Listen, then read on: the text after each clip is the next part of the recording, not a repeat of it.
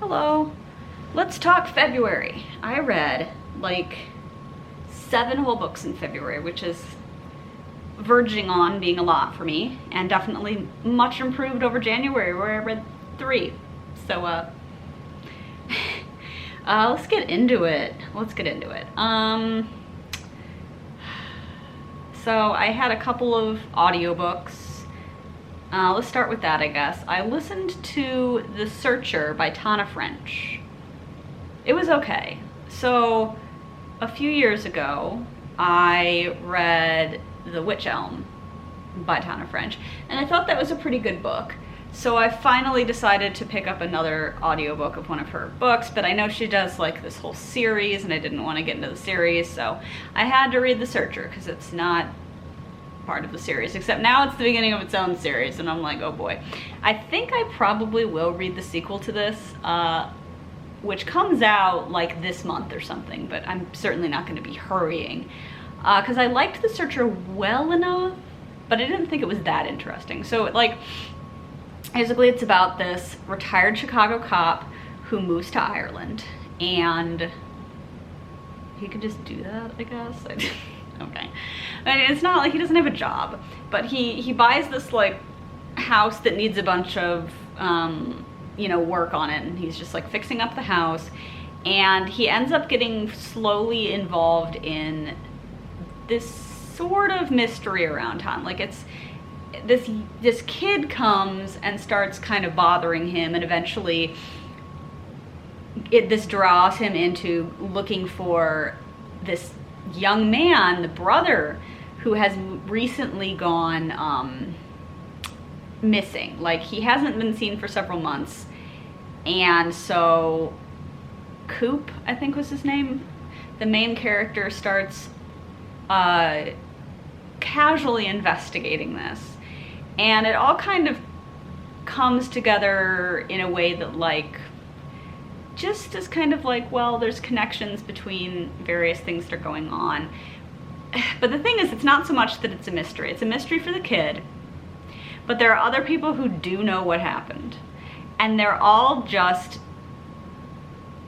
trying to not involve Coop, and they're trying to keep it all a secret. So yeah, it was okay. It was okay. I did not end up finding it that intriguing. Like, I don't know, I didn't think Coop was that interesting, frankly. Which, like, in The Witch Elm, I thought the main character was kind of, irritating, but I don't know, that mystery was just more intriguing. I just generally like that book better. But in this one, I was like, this character is not interesting, and then the mystery itself, like, I mean, ultimately it kept my attention, and I got into it enough that I was like, I do want to know what happens, So it was fine. It was mid. The other audiobook I liked much better, and that was Destiny of the Republic by Candace Millard. So this one has a big subtitle I don't remember because I didn't write it down, but this is a nonfiction, and it is about the assassination and death of President James A. Garfield. And I've always been a little bit of a presidential history buff, but I didn't really know much about Garfield beyond that he was assassinated and some of like the specifics. So like, it was really interesting to read, because like, I feel like the first thing she did was like, we're gonna get to know Garfield and like what his deal was and a little bit of his backstory. Like, it takes about half the book before he actually gets shot. And then the second half of the book is about the several months in which he like slowly died. So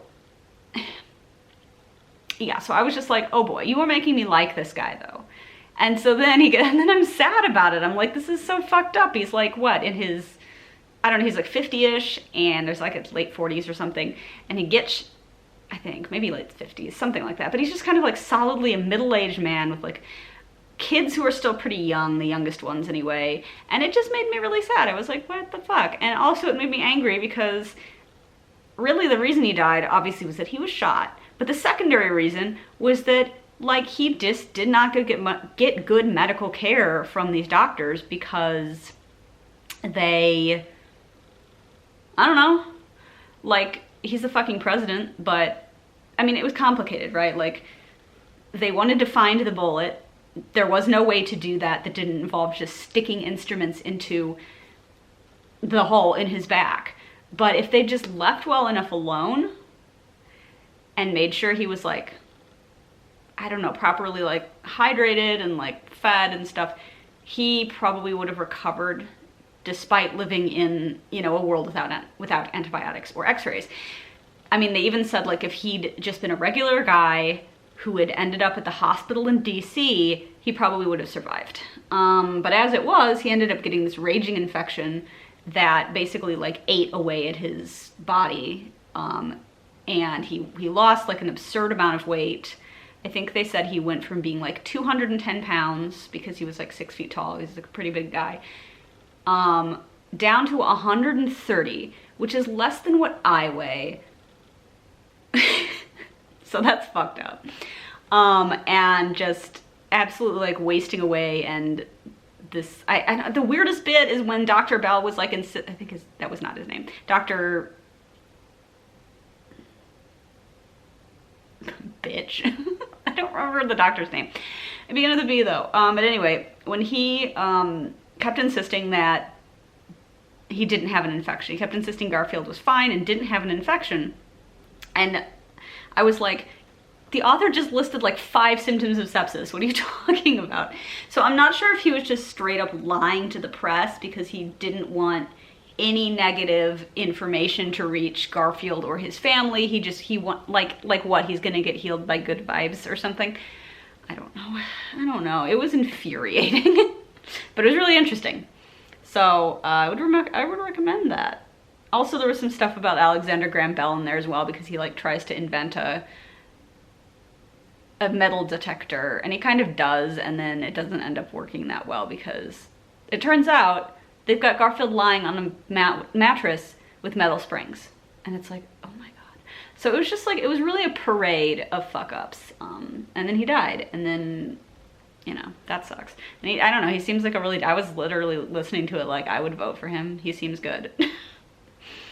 All right. Now let's get into the other books. The other physical books. How about The Mimicking of Known Successes by Malka Older.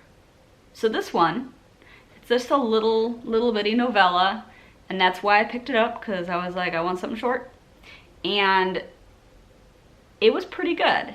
It was a mystery, and it was set, it's science fiction, right? And it was set like all of humanity has left Earth, and they've come and they're living in these like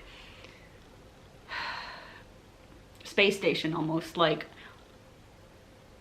in the atmosphere of Jupiter. So it's like there's no surface, obviously, but it's like up in the atmosphere. It's on this rail that surrounds the planet, but most of the actual like places where people live are kind of clustered around one section because the planet's so fucking big, right? And this guy, it seems to have jumped off the platform, and the detective character is tasked with like finding out what happened. Like, did he jump, and was there a reason for it, and what's going on? But the most of the book is from the perspective of this other character who is like the detective's ex, kind of, and who knew vaguely the guy who may have jumped, because that turned out he didn't. But the guy who is missing, because they're both like working at this same university, studying Earth history, kind of. And it was all just like, it was really cool world building. And it was a cool mystery. It felt very much like it was doing Sherlock Holmes. Like, I felt that the Watson character wasn't too much like Watson, but the other character, the detective, was a lot like Sherlock Holmes. Most specifically, a version of Sherlock Holmes from Sherlock, the BBC, like, show. So that was the vibe, and I did enjoy that. And I thought the world building was really interesting and kind of, I mean, it was kind of hard to understand sometimes just to picture what these different like stations and just different like places that people were living looked like in relation to one another, but still it was really cool. And it's got a gorgeous cover.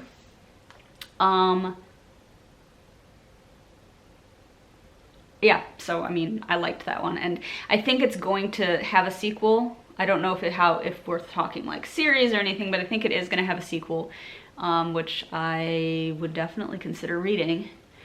Might come out this year, maybe. Okay, so then I read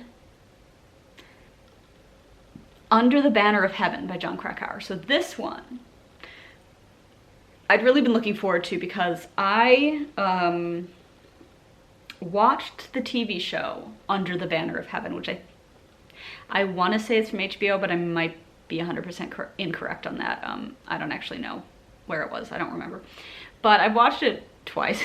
Andrew Garfield is this cop who's like a Mormon, and they live in some suburb of Salt Lake City or something. I don't know. Some very Mormon area of Utah, and then you know, this young woman and her baby are murdered, and it's a whole thing. So the book is about this horrible crime which took place in the early 80s.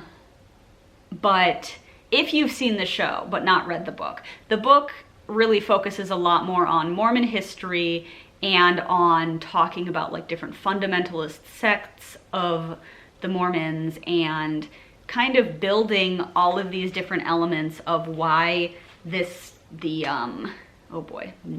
family, the Lafferty, why the Lafferty brothers get into fundamentalism and go kind of nuts, and why they do that, and where it's all coming from and how it all connects.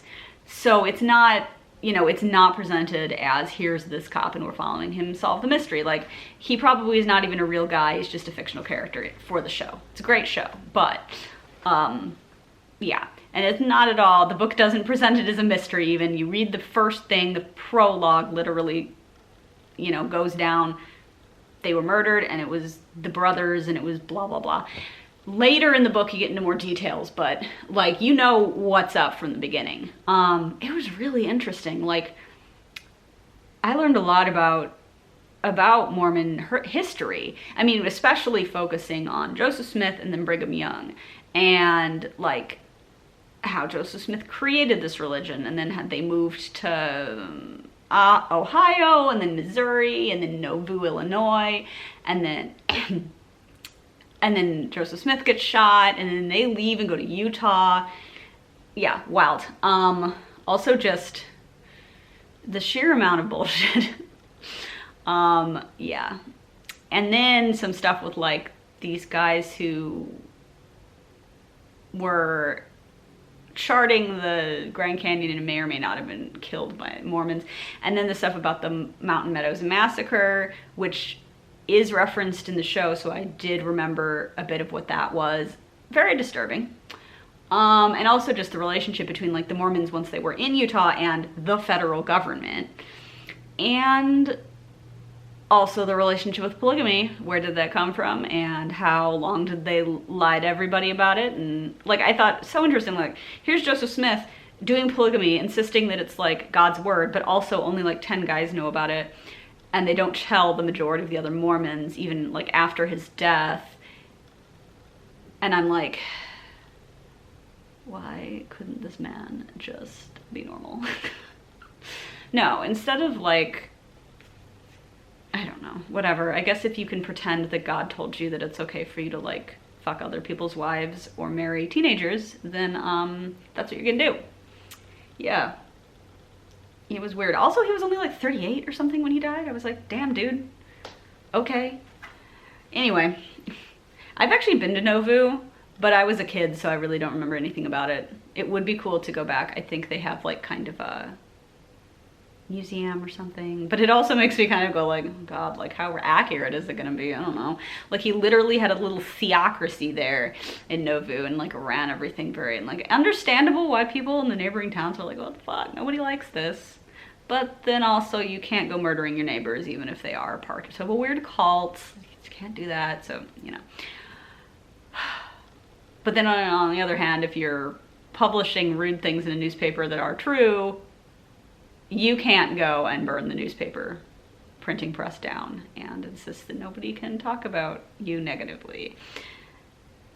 Mr. Smith. Okay, anyway, let's just move on. All right, but it was a great book. Okay. Oh, also, hang on. I'm actually not done because the book is from 2003. So when he was talking about these different fundamentalist groups of Mormons who still exist, naturally he talks about the group run by, at the time, Rulon Jeffs. And I was reading it the whole time like, oh my God, so much has happened since then, you know? And toward the end of the book, he's like, okay, now Rulon has died and Warren Jeffs has taken over. And I'm like, oh my God. So that was weird, just kind of knowing how many things would go down with that later. Okay. Really moving on for real. I then read Bloodchild and Other Stories by Octavia Butler.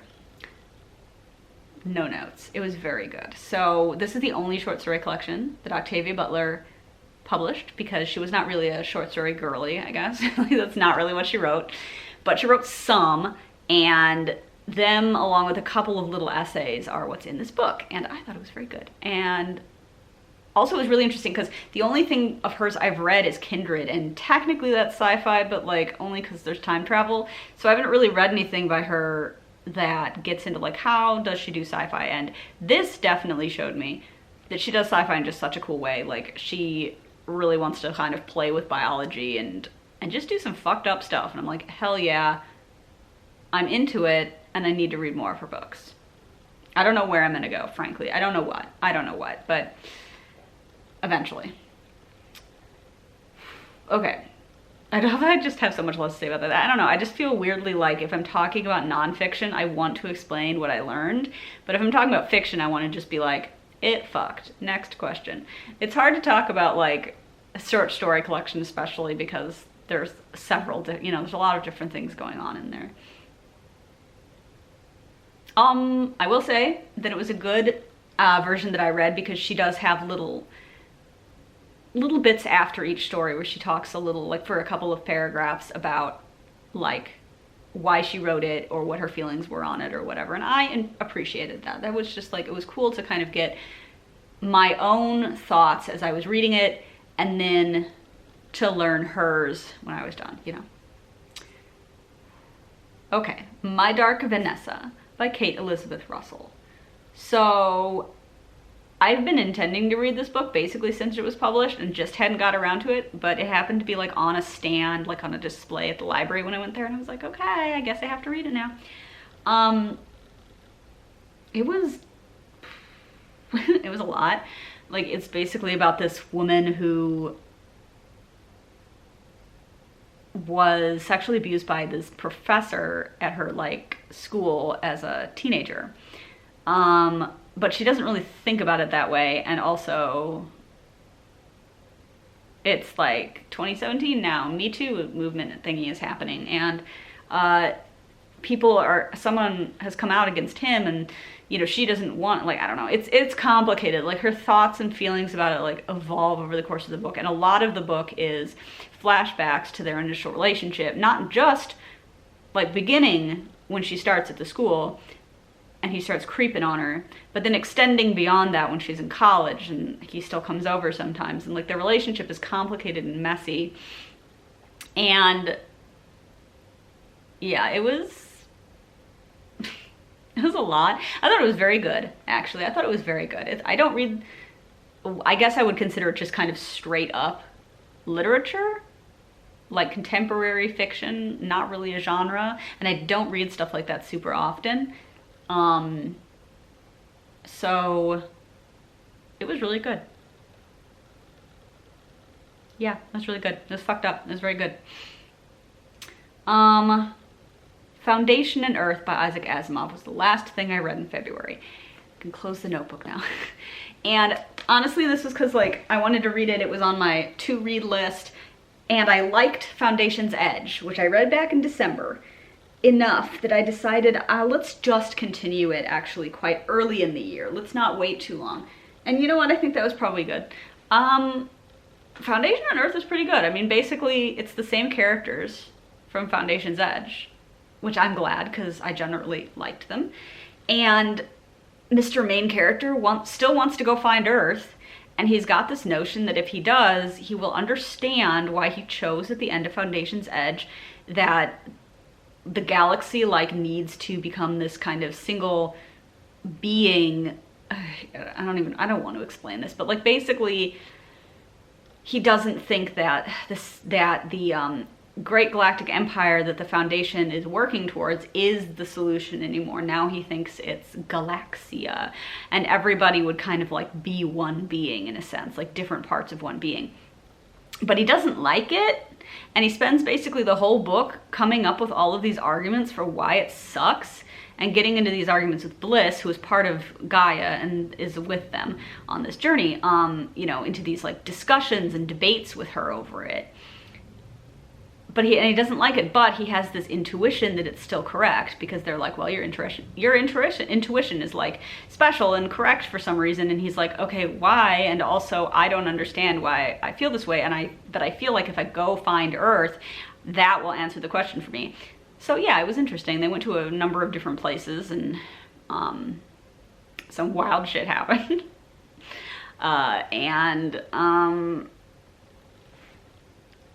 It was generally a good book. Yeah, it was also longer than I thought it was going to be. It was 499 pages. I was like, damn, Asimov, all right. I mean, it was also like a mass market paperback, so a different version of the book might have been shorter, but I was still like, wow, there's a lot of book in here, okay. But, you know, I actually read it pretty quickly, so it was good. Good 80s. Sci-fi. I feel like this year so far I have not read much in the way of older stuff. Like this Asimov and Butler is basically the two books I've read that have been like older than me, and in that case like not by a ton. Hang on, the years are in here. I always write them in here. Oh, okay, so never mind, I'm sorry. Bloodchild and Other Stories was published in 1995, so it is not older than me. But some of the stories are from, you know, like earlier, but anyway. Foundation of Earth is from 1986, though. So there you go. I don't know, the 90s have been going off this year for some reason for me, and it's it's just kind of a weird coincidence, I guess. So I feel kind of, I'm sitting here like, I need to read something older, I need to do it, but will I don't know, give me another couple months probably. However, I think it was a successful reading month for sure. Like I read a variety of things and I generally liked them. And I will see you all after March is over, and we can talk about what I've read in March, which so far I haven't finished anything because I'm reading something really long, so we'll get into that. But yeah, good times. I hope you're all, you know, reading good stuff this month too.